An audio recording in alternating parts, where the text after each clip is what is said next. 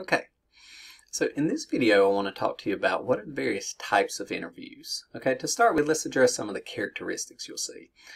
A formal versus an informal interview. A formal interview is scheduled, you meet with people at a given time based upon their position, that type thing, and it's part of a structured interview process. It's what everybody considers generally an interview. An informal interview is simply when you meet someone just to ask questions about they get to know the company, that type of thing. And you oftentimes don't even realize that what they're doing is evaluating you for a position, okay? So formal versus informal. Traditional versus unstructured. A traditional interview asks you questions, different types of questions that we'll talk about in a minute, but follows down your resume, that type of thing. It can be individual or group in nature, but, is very planned and formalized. Oftentimes questions written out ahead of time. Oftentimes they'll score you on things, that type of thing. An unstructured interview is when someone brings you in and there's no structure to it. They simply want to have a conversation. They want to see what you're about. They'll ask you some questions, maybe things about your resume, your past, your history, your expectations, things like that, but it turns into more of a conversation. I can tell you that the objective you should be looking for during the interview process is to transition from a traditional interview to an unstructured one where it becomes more conversational. That means they've gotten comfortable with you and they believe that there's a level of fit there. So as long as you meet the minimum level of competence for the position, right, competence and qualifications, then you are going to be a prime candidate for the position because once again you've achieved the most difficult aspect, which is personal fit. All right. Now, interviews will oftentimes be with an individual. It will be in a group, right? A committee of interviewers, right? That type of thing, right? The committee type is more difficult. You need to plan on that more because it's very difficult to relate to a group of people, right? The way you can with one person. You have to keep changing, looking each person in the eye, that type of thing. You're answering a question, but you're still not ignoring the other individuals. So you're splitting your time and direction, how you're focusing yourself doing the answering of questions. So that can be very difficult. Okay, it requires a lot of practice. Serial interviews in nature means you're interviewing with one group, then another group or individual, and then another group of individuals. Like oftentimes for Fortune 500 companies or consulting firms, you'll interview with perhaps a group of individuals first, panel of 3 or 4 people. They'll give their opinion, then you'll meet with a manager level, and then after that, if you're approved, like maybe the next day you come back and you meet with the senior person, vice president, that type level. The person who can, at that point in time, they're just seeing if they want to, right? If you've gotten that far, normally you've been endorsed to that point. So it's a series of interviews in a row. And then more common now than ever, virtual versus on-site interviews. The idea of, you telecommuting in or interviewing over the telephone. Interviewing over the telephone is extremely difficult. Slightly less difficult is interviewing virtually, via webcam.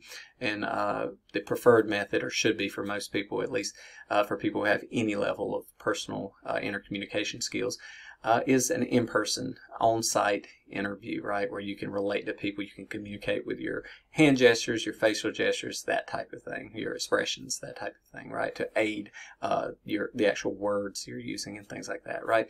It means it's easier for others to understand you, and it's easier to transmit whatever information to make yourself understood, okay?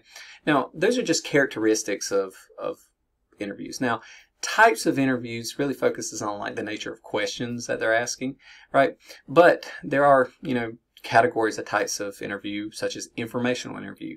That's kind of a pre-interview, right? Where you're basically just trying to get information about the company, and the company is there to provide information to you. Sometimes it's person to person. You just simply ask somebody out to coffee and you get information like that, but it's understood that that's the purpose behind it.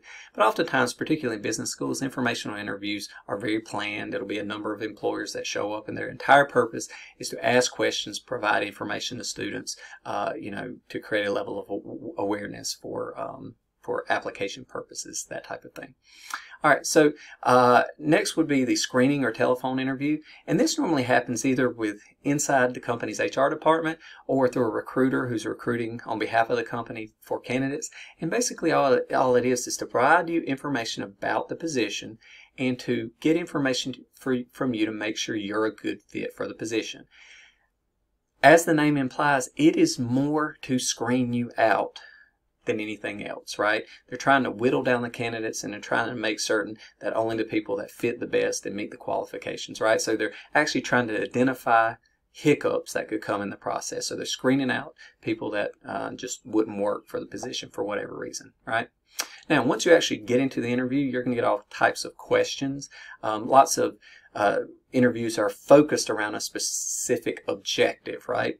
Like you'll get questions about behavior-based stuff, like how would you react in this type of situation, right? Now, that's a behavioral thing. Sometimes it's about past experience. Tell me about a time that you did that. But sometimes it's also hypothetical, right? To say, if this came about, how would you deal with it, right? This is very common in sales and public relations type roles or functions. Another one would be task-oriented questions or interviews, or testing interviews. And these are skill-based. You'll see these oftentimes in consulting or technical fields or finance fields, that type of thing, where you have to have some level of technical ability to undertake the position, particularly in technology, right? Coding challenges, that type of thing, to see your level of skill or proficiency for the position. So those are task-oriented. And then there's stress-based interviews, just to see how you react under given circumstances that cause stress, right?